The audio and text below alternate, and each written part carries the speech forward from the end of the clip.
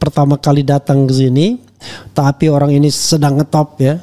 Sedang bukan dikejar tapi mengejar mengejar ijazah Gibran Raka Buming Raka Subhan Palal ya. Assalamualaikum warahmatullahi wabarakatuh bro. Waalaikumsalam warahmatullahi Luar biasa ya. Saya pikir namanya Palar ya, Subhan Palar, tapi karena cadel waktu kecil jadi Palal.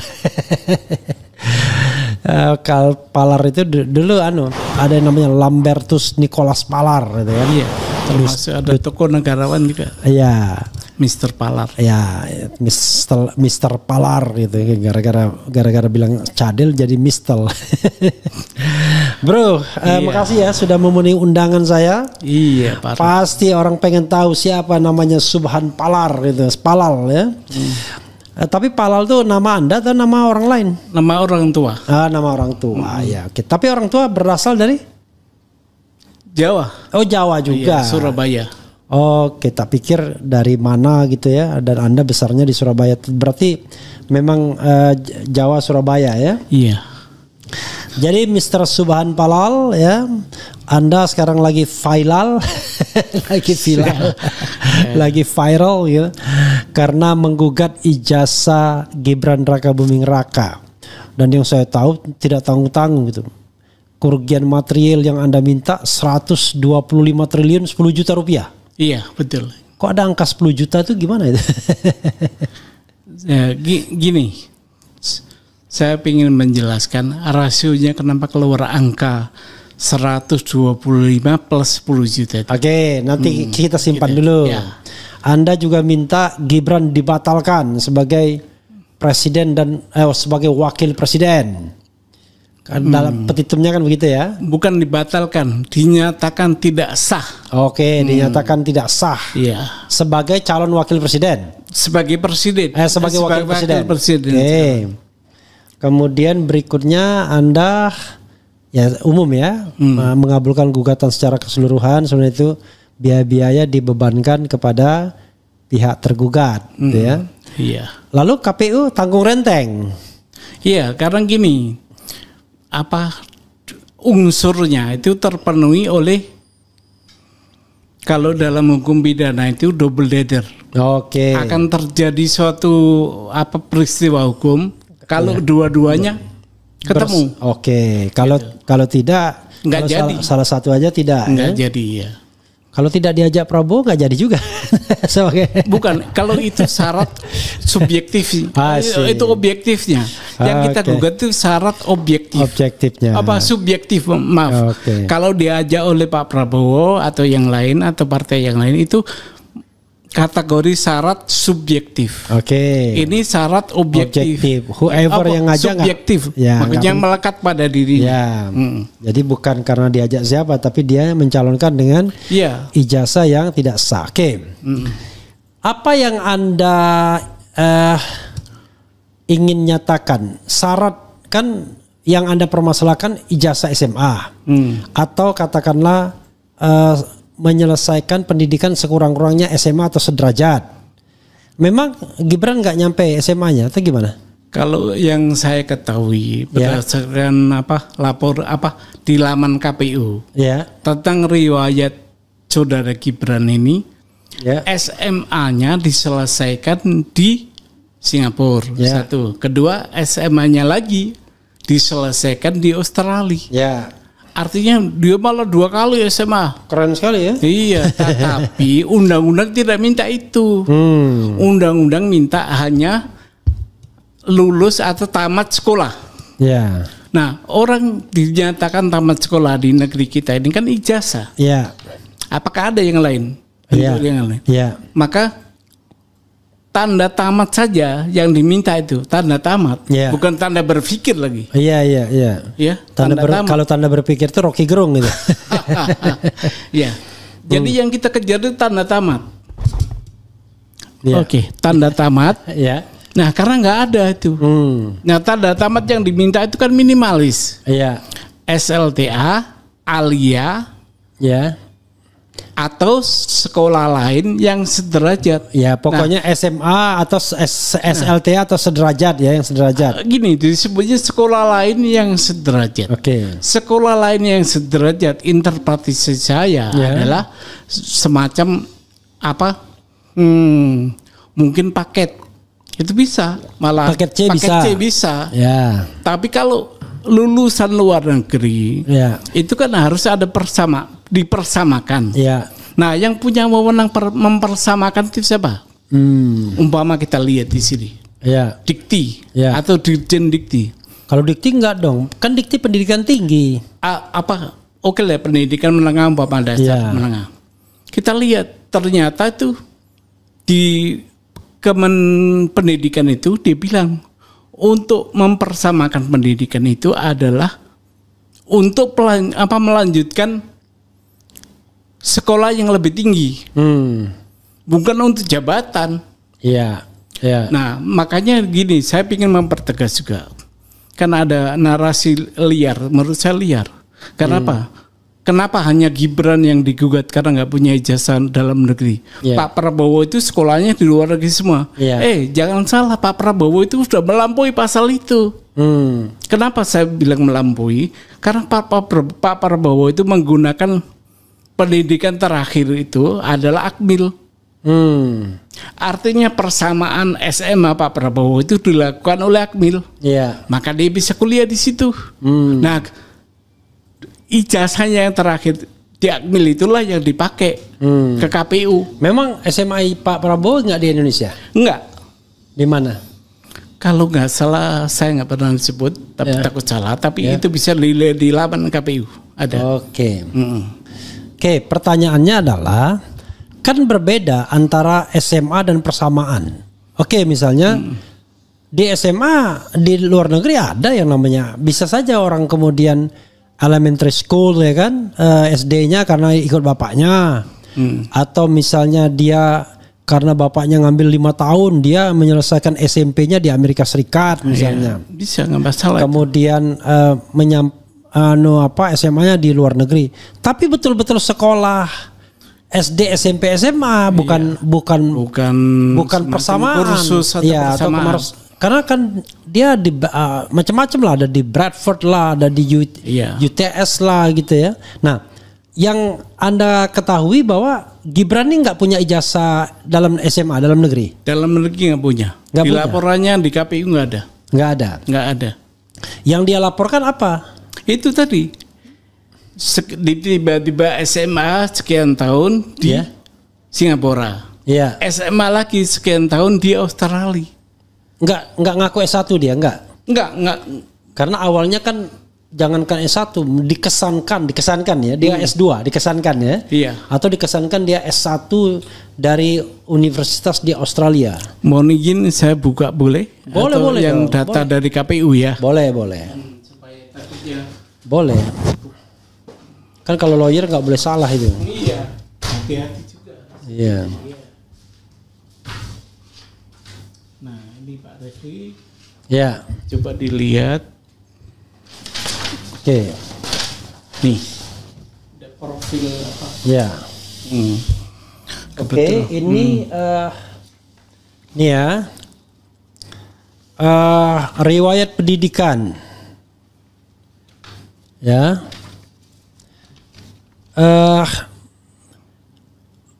Motif riwayat pendidikan Gibran ya. Jenjang pendidikan, nama institusi SD Negeri Mangkubumen Kidul 16 tahun 1993-1999, 6 tahun. Kemudian SMP Negeri 1 Surakarta 1999-2002. Oke. Nah, kemudian SMA ya kan? Orchard Park Secondary School Singapore ya kan? 2002-2004. 2 tahun aja dia. Terus SMA lagi itu. Kemudian SMA UTS Insert Sydney 2004-2007. 3 tahun SMA lagi. Kemudian S1 balik lagi di Singapura, MDIS Singapura ya. Yang nggak ngerti ini ya, 2007-2010. Nah, ini yang kemudian riwayat pendidikan inilah yang meragukan ya. Gitu. Jadi dia mengakui pendidikan dia sebagai S1 gitu. Kalau S1-nya dalam negeri itu kejadiannya sama dengan Pak Prabowo, tapi ini enggak. S1-nya malah di Singapura lagi, balik lagi dia.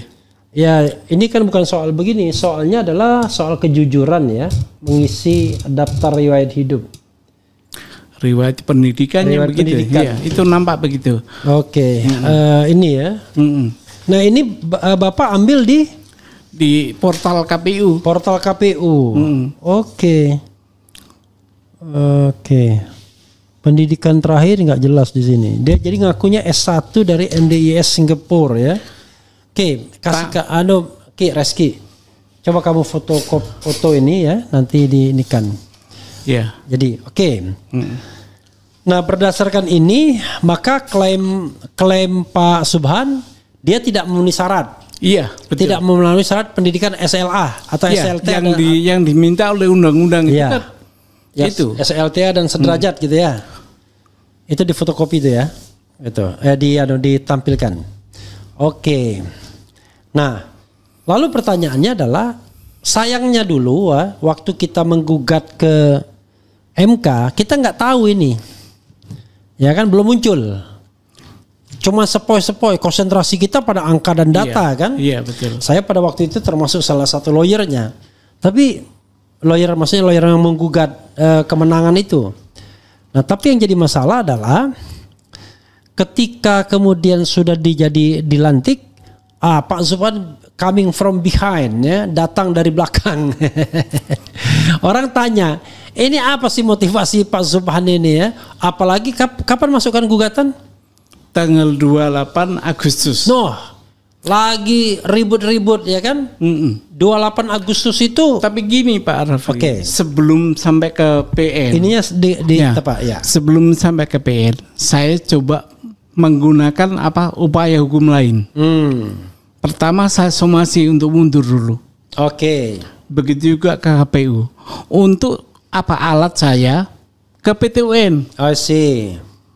Ternyata di PT UN kena proses dismissal. Ya. Sehingga sudah telat di NO. Ya, udah telat waktu 90 hari. Maka saya bawa ke PN dengan konsepsi perbuatan melawan hukum. Jadi ini perdata, nggak ada hubungannya dengan pemilu akhirnya. Itulah juga yang saya aneh dengan Pengadilan Negeri Sleman. Bicara katanya ini mestinya digugat ke Petun. Iya. Soal ijazah Jokowi. Gimana mau gugat ke Petun? Petun bilang waktunya udah habis. Lampau waktu. Ini ada hubungannya nanti. Ya. Kenapa Tun bilang begitu? Itu normatif karena undang-undangnya begitu. Tetapi akan bermanfaat bahwa PN tidak bisa menolak lagi dengan pasal bahwa pengadilan tidak dapat menolak perkara yang walaupun hukum acaranya nggak ada. Ya. Ini kan udah tertutup di Tun tertutup, maka saya bawa ke pengadilan umum. Itu. Ya walaupun saya bisa menduga hasilnya, tapi kan kita berikhtiar ya kan. Iya betul.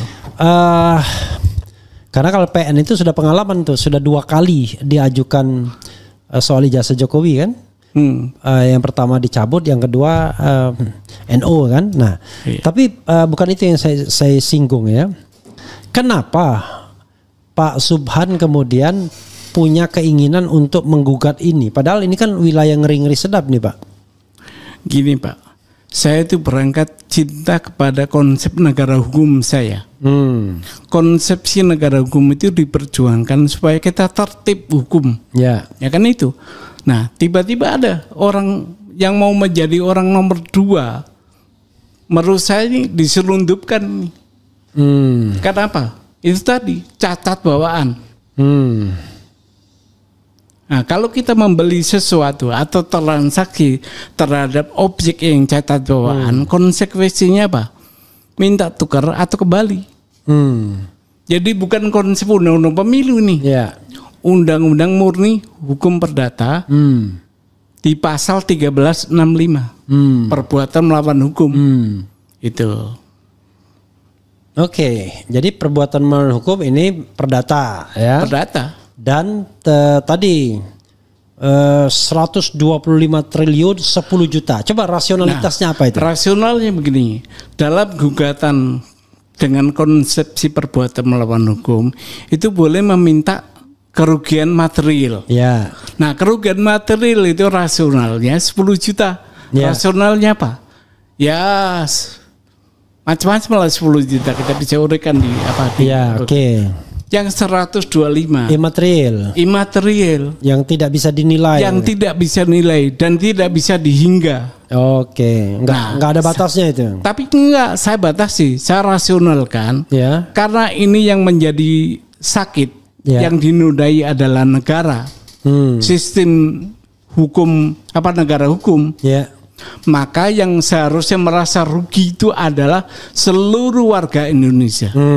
Nah, kalau merasa rugi, maka dikembalikan kerugian itu dengan membayar per satu orang 5.000 dengan 125 miliar triliun itu. 5.000 rupiah. 5.000 kali 285 juta warga negara Indonesia. Itu relasinya di sana, rasionya di sana. Rasionya di sana ya. Jadi bukan tiba-tiba angka 5.000 dapat segitu enggak. 5.000 per kepala gitu. Iya. Gitu. Karena yang disakiti, yang menjadi korban perbuatan melawan hukum adalah negara. Oke, seluruh rakyat Indonesia ya. Iya. Jadi bukan tiba-tiba untuk angka segitu mak bedunduk datang enggak. Iya. Tapi Pak Subhan ya, Bro Subhan udah sadar bahwa gugatan seperti ini tentu tidak gampang untuk dikabulkan gitu ya. Begini Pak Refli. Iya. Itu memang target tujuan dikabulkan. Iya. Tetapi saya udah berkali-kali menggugat begini nih, yang macam begini nanti. Akhirnya apa? Pengadilan mengelak. Ya. Tidak berwenang mengadili. Itu udah berkali-kali ya di NO akhirnya. Tapi begini, saya ingin ada orang yang sudah berbuat, melihat negaranya diperlakukan semacam ini gitu. Oke. Jadi negara hukum tidak diam aja. Iya, ini sebenarnya ini saya itu menunggu Pak Refli. Kapan ada warga negara lain selain saya menggugat masalah ini? Menggugat juga. Iya, tapi nggak ada. Supaya jadi class action gitu ya? Iya, tapi nggak ada. Bahkan saya nawari teman-teman saya untuk dampingi saya ketakutan. Oke. Nah sekarang pertanyaannya, kenapa Pak Subhan berani? Ya ini saya anggap sebagai bela negara. Oke. Itu bela negara. Iya. Dulu orang tua kita ngangkat senjata. Sekarang kita ada hukum, negara hukum, ya lewat hukumnya. Sekarang Pak Subhan profesinya apa? Advokat. Advokat saya. Oh, jadi karena itu paham ya soal-soal seperti ini. Ya. Maju sendiri, tidak didampingi advokat ya? Itu tadi, kenapa saya harus maju sendiri? Karena nggak ada yang berani. Oke, advokatnya pun nggak ada yang berani juga. Samping satu nggak ada yang berani juga nggak bisa bayar. Nggak bisa. Oh, jangan salah. Semua advokat nggak dibayar tuh ketika membela hal-hal seperti ini. Soal advokat ijazah palsu tuh nggak ada yang dibayar satupun. Nah bagus tuh. Berarti ada itu free semua. Berarti satu. Yang ini ya, yang membela Dr. Tifa, Roy Suryo sama Rismon. Kalau membela Jokowi kita nggak tahu. Satu perjuangan dengan kita berarti. Ya. Apa-apa. Itu nggak dibayar. Bagus. Nggak ada yang dibayar. Artinya ada malah keluar uang sendiri malah. Ada warga negara yang kita acungin jempol masih peduli dengan negaranya. Iya, mereka nggak dibayar sama sekali itu. Jadi itu sudah terbukti banyak sekali kasus-kasus mereka nggak dibayar. Kasus pagar laut Charlie Chandra nggak dibayar juga. Jadi banyak sekali yang pro bono ya. Jadi jangan khawatir juga. Oke, tadi sidang pertama tadi. Ya, sidang pertama itu agendanya adalah menyerahkan gugatan sambil kalau para pihak datang menyusun jadwal acara. Oke. Karena tergugat satu tidak hadir. Sebenarnya pengen hadir dia. Tapi diwakili oleh jaksa negara jaksa pengacara negara. Saya keberatan. Keberatan saya diterima oleh hakim. Hakim bilang orang yang mengaku dari kejaksaan itu tadi disuruh keluar, gitu. Itu yang kejadian. Tapi itu jaksa beneran? Kita nggak tahu. Dari yang tapi logo kuasanya itu logo negara. Kejaksaan Agung. Bukan kejaksaan, logo negara, logo kepresidenan kalau nggak. Oke. Tapi dia mengaku dari kejaksaan sebagai pengacara negara. Jadi surat kuasanya dari Gibran barangkali. Iya. Kemudian diberikan oleh Gibran kepada kejaksaan. Jaksa pengacara negara. Coba kalau diberikan kepada lawyer pribadi kan nggak boleh. Boleh, karena gini, gugatan saya ini pribadi. Bukan bukan gugatan Gibran sebagai wakil presiden. Ya, kalau dia gratis kan terima gratifikasi artinya dia. Makanya tadi di antara saya bilang begitu. Kalau mau dilanjut saya panggil KPK. Oke.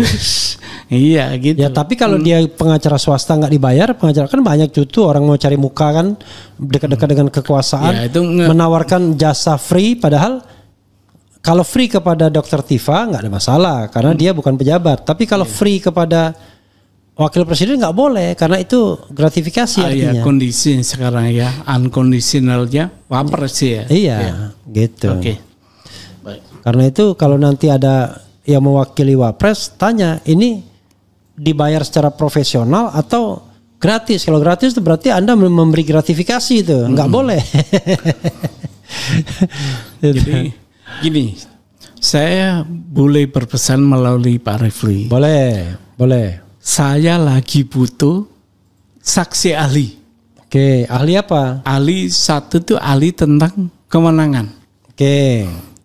Kompetensi. Nanti kita mau lihat apakah KPU berwenang memberikan penyetaraan itu. Itu satu. Oke. Kedua, kita ingin yang ahli perundang-undangan dan penafsiran undang-undang. Oke. Apakah yang disebut dengan sekolah lain yang sederajat itu termasuk sekolah luar negeri? Ya. Itu. Hanya itu. Oke. Kalau bukti lain, insya Allah ya itu ya. Bukti yang dari KPU aja itu udah. Syukur kalau ada yang lain. Pertanyaan saya adalah, Bapak yakin bahwa ini akan sampai pembuktian? Yakin. Saya yakin. Oke. Kalau yakin ya memang harus disiapkan kan? Iya. Paling minimal keterangan saksi ada gak? Iya itu. Saksi. Ahli kan? Ahli yang saya pingin ahli. Kalau saksi susah Pak. Ini karena apa? Pendidikan itu dilaksanakan di luar negeri. Oke, jadi minimal 2 alat buktinya surat ya, yang KPU. Surat KPU tadi sama keterangan ahli. Minimal kedua alat bukti kan cukup. Iya. Oke. Setelah mengajukan gugatan itu dan sekarang sidang pertama, apa yang Pak Subhan rasakan? Ada intimidasi? Ada apa? Gini Pak Refli. Ya. Kalau soal itu negara kita itu makin pintar. Ya. Orang makin menggunakan narasinya untuk gini.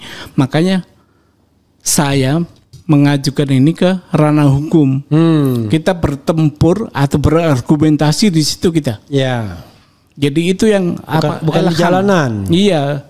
Itu yang kita pingin. Nah, rasanya masyarakat kita udah menuju sana nih. Oke. Jadi mudah-mudahan sih nggak ada lah. Nggak ada intimidasi. Nggak ada. Pernah jadi pejabat publik nggak Pak Subhan?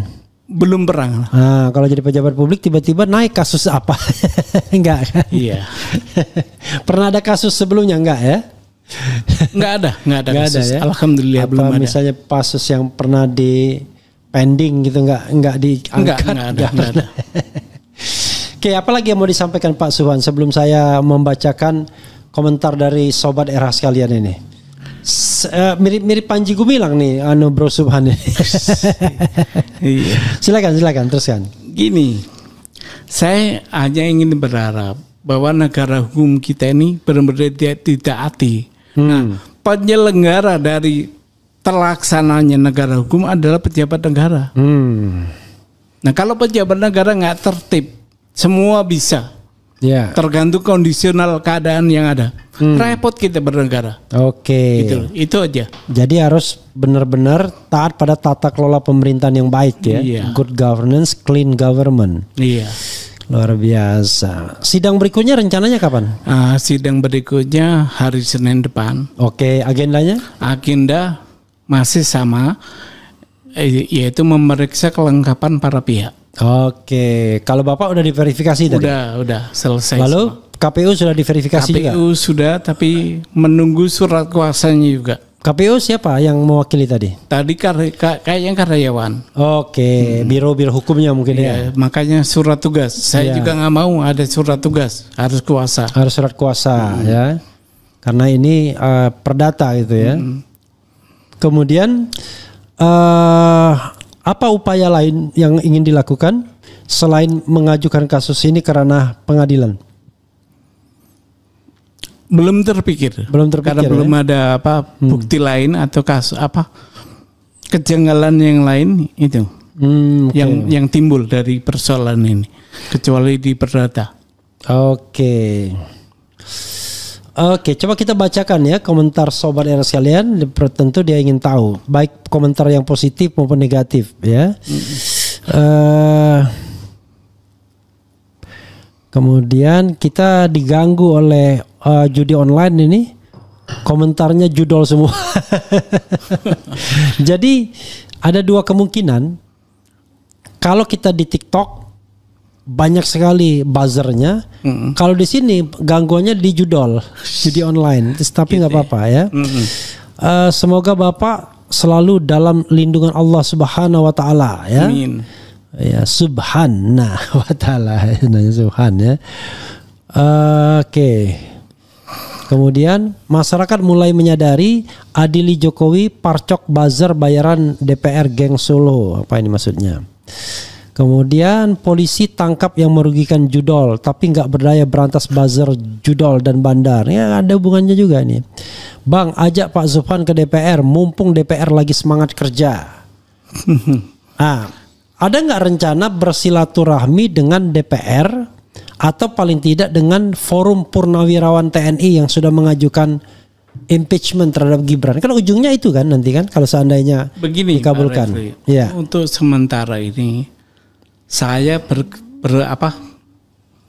berjuang di ranah hukum murni. Kalau nanti ada konsekuensi untuk bisa dipakai di politik monggo ya. Gitu ya. Jadi intinya putusan ini diharapkan bisa menjadi sandaran para politisi di Senayan untuk memproses upaya impeachment yang diajukan oleh Forum Purnawirawan TNI. Karena gini, dalam permintaan saya itu dinyatakan perbuatan melawan hukum dengan segala akibatnya. Oke. Nah itu kan luas.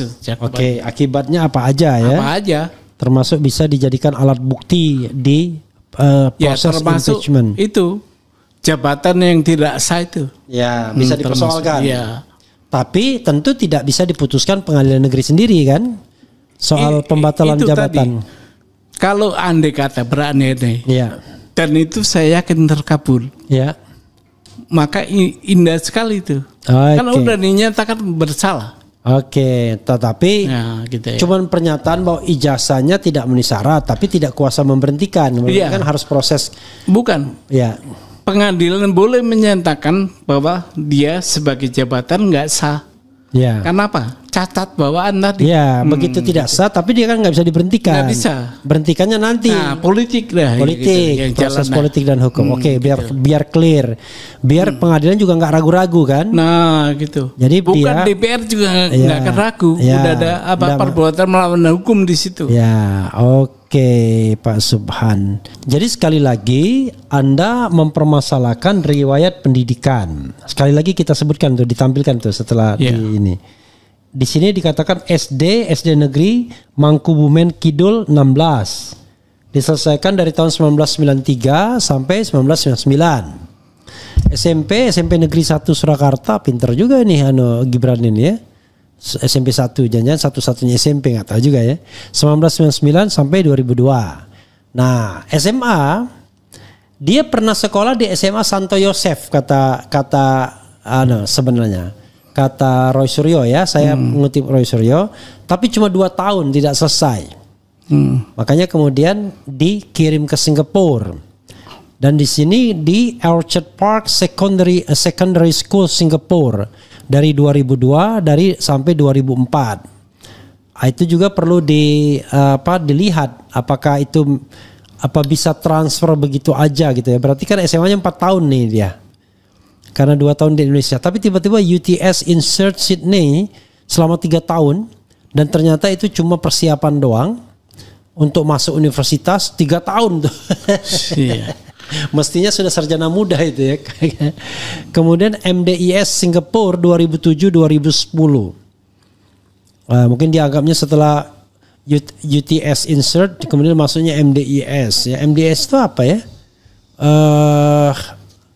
Nanti kita lihat ya MDIS itu apa. Nah, intinya adalah yang ingin Bro Subhan permasalahan tidak ada ijazah SMA-nya gitu ya? Iya.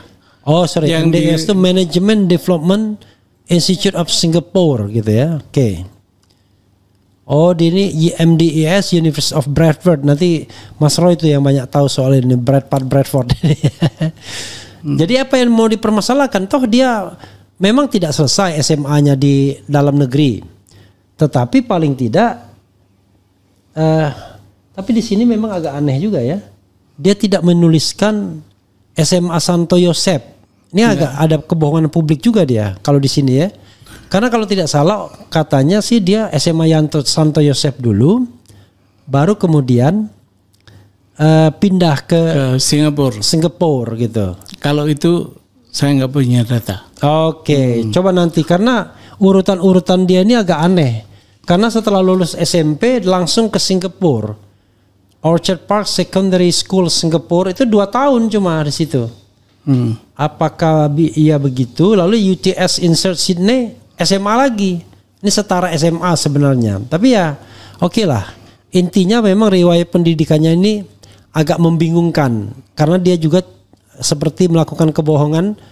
Tidak mencantumkan sekolah Santo Yosef. Ada yang bilang bahwa sempat juga dia sekolah di Santo Yosef tersebut gitu ya. Oke. Silakan Bro Subhan dikomentari dan kemudian melakukan closing statement. Langsung saja. Ya. Karena kalau kondisional pendidikan itu kita terapkan kepada undang-undang pemilu yang syarat riwayatnya pendidikan nggak klop. Itulah maka saya berinisiatif untuk nguji di pengadilan. Gitu. Itu, Pak. Oke, ya nanti kita akan buktikan ya apakah Gibran ini punya atau dianggap punya ijazah SMA atau tidak. Tapi yang jelas kalau ijazah SMA dalam negeri tidak ada, di riwayat pendidikan dia buang Santo Yosefnya gitu ya. Kemudian SMA-nya jadi 2 kali di SMA di Singapura dan di Australia, tapi nanti kita lihat kebenarannya. Sebenarnya kan ini kan yang diinput oleh KPU yang benar tuh yang dia serahkan sendiri ininya apa? Biodata dia kan, bagaimana dia menuliskan biodata itu, apakah ada kebohongan atau tidak? Karena SMA ya Santo Yosef yang tidak lulus itu nggak ada di sini ya. Ini yang jadi masalah juga ya. Begitu Bro Subhan ya. Baik, terima kasih Pak. Mau menyampaikan closing statement? Ada yang ingin unek-unek yang mau disampaikan lagi barangkali? Saya berharap mudah-mudahan perkara ini sampai pembuktian. Oke. Itu aja. Soal kalah menang nanti biar Pak Hakim yang memutus ya. Tapi sampai kepada pembuktian. Oke. Itu harapan Pak Subhan karena ternyata pengadilan kita kalau soal ijazah ini agak mahal. Sampai pembuktiannya mahal gitu. Oke. Begitu ya saudara sekalian, mudah-mudahan bermanfaat. Dan sekali lagi kita akan lihat ini pengadilan tempat mencari keadilan, bukan tempat mencari ketidakadilan ya kan, dan mencari kebenaran juga kan. Oke, mudah-mudahan seperti harapan Bro Subhan ini bisa sampai pada tahap pembuktian dan vonis yang menangkan atau lebih berpihak kepada Bro Subhan. Tapi ya apapun yang terjadi itu tetap siap ya, dan tolong ya jawab data dengan data, jawab argumentasi dengan argumentasi. Betul. Jawab argumen dengan argumen, jangan dengan sentimen gitu ya. Oke, silakan. Wah, mudah-mudahan terus maju ya, jangan kendor. Dan ini barangkali bisa menjadi entry point juga bagi bapak-bapak purnawirawan TNI yang sudah mengajukan impeachment ke DPR. Dengan data ini barangkali ada hal yang bisa dipermasalahkan juga. Wassalamualaikum warahmatullahi wabarakatuh.